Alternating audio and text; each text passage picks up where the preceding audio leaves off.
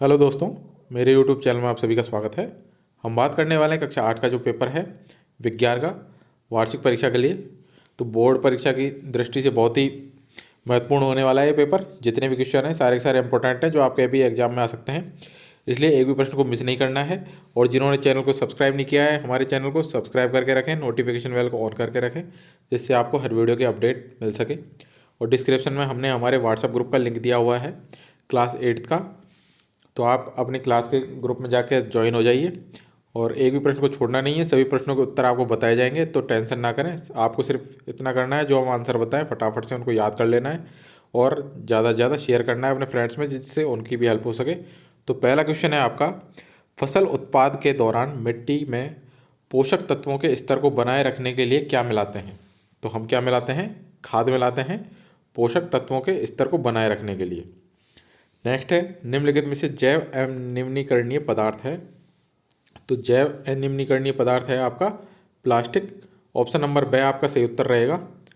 Next question है आपका, sodium धातु को सामान्य ताप पर जिस द्रव में रखते हैं वह है?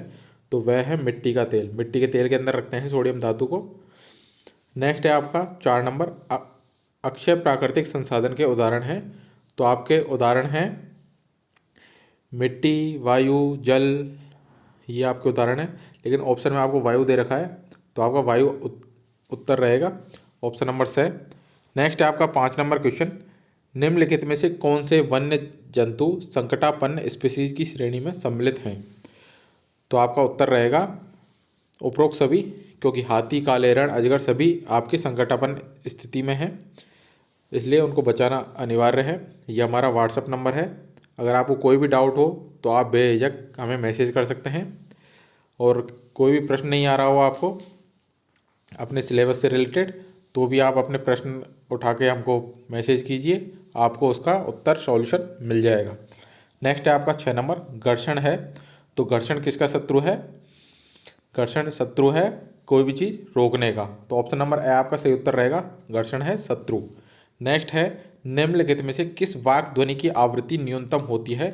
यानी कि जितनी पैनी आवाज़ उतनी उसकी आवृत्ति कम। तो सबसे इसका जो उत्तर रहेगा वह रहेगा ऑप्शन नंबर है छोटी लड़की की। छोटी लड़की की आवाज़ पैनी होती है, ऑप्शन नंबर ए इसका सही उत्तर रहे।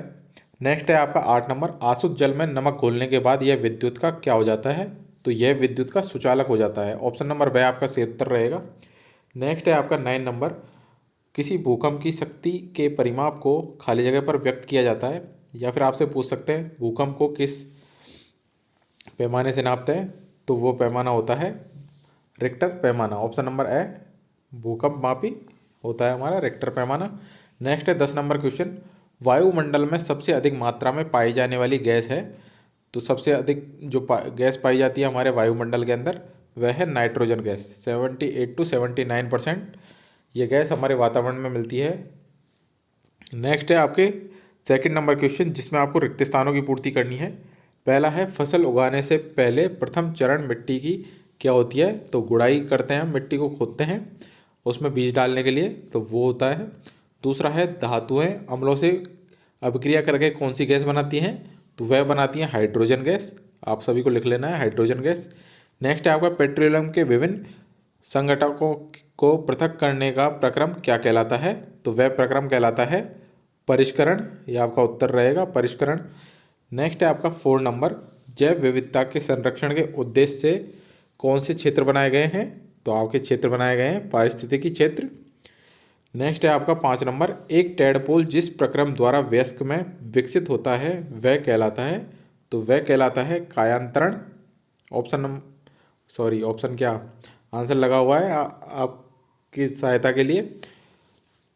नेक्स्ट है आपके अति लघुत्तरात्मक प्रश्न, जिसमें पहला नंबर का प्रश्न है आपका, रवि फसल के दो उदाहरण दीजिए। तो रवि की फसल का मतलब क्या होता है? जो भी फसल हम सर्दियों में बोते हैं उसे रवि की फसल कहते हैं। तो उदाहरण लिख लीजिए आप, सरसों, गेहूँ, चना, मटर, ये सभी आपके रवि की फसल के उदाहरण हैं। नेक्स्ट है, 2 अधातु पदार्थों के नाम बताइए। तो 2 अधातु पदार्थों के नाम लिखिए, कार्बन, सल्फर। नेक्स्ट है आपका पीसीआरए का पूरा नाम। तो हमने लिख दिया है पीसीआरए का पूरा नाम, petroleum conservation research association. Next है आपका 4 नंबर क्वेश्चन, सजीवों के लिए जनन क्यों महत्वपूर्ण है। तो इसका उत्तर आपके सामने है, यह एक अति आवश्यक जैविक प्रक्रिया है जिसके द्वारा न सिर्फ जीवों की उत्तरजीविता में मदद मिलती है बल्कि इससे जीव जाति की निरंतरता भी बनी रहती है। नेक्स्ट क्वेश्चन है आपका, निषेचन के प्रकार लिखिए। तो निषेचन के प्रकार है आपके ओविपेरिटी, ओवोपेरिटी और विपिपेरिटी।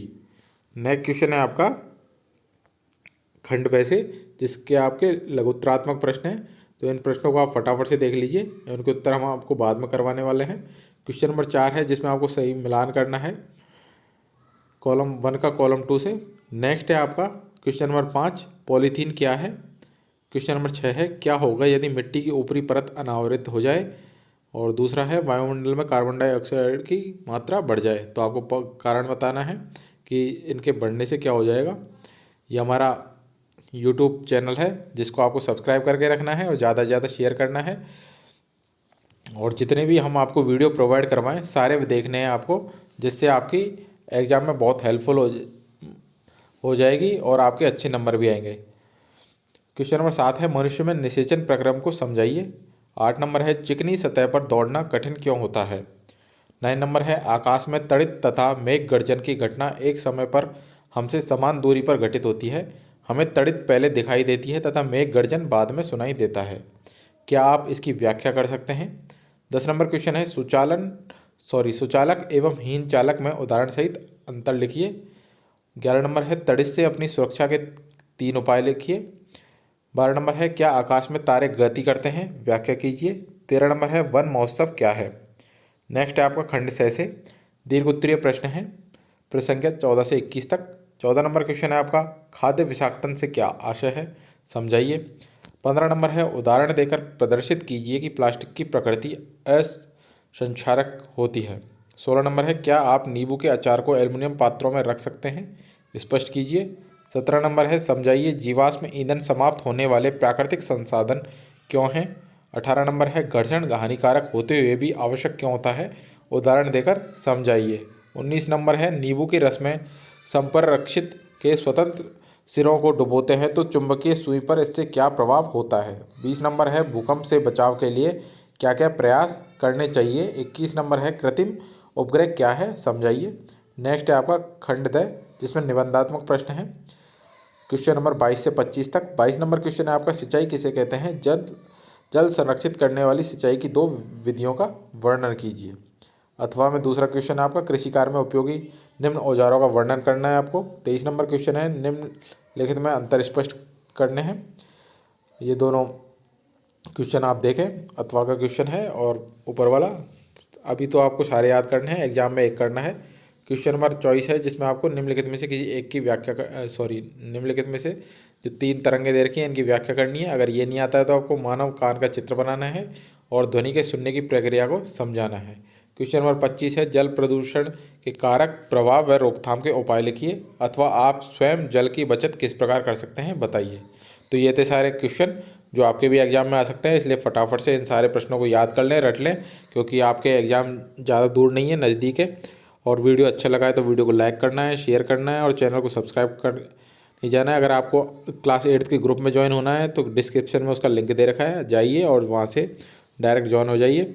मिलते हैं नेक्स्ट वीडियो में। Thank you.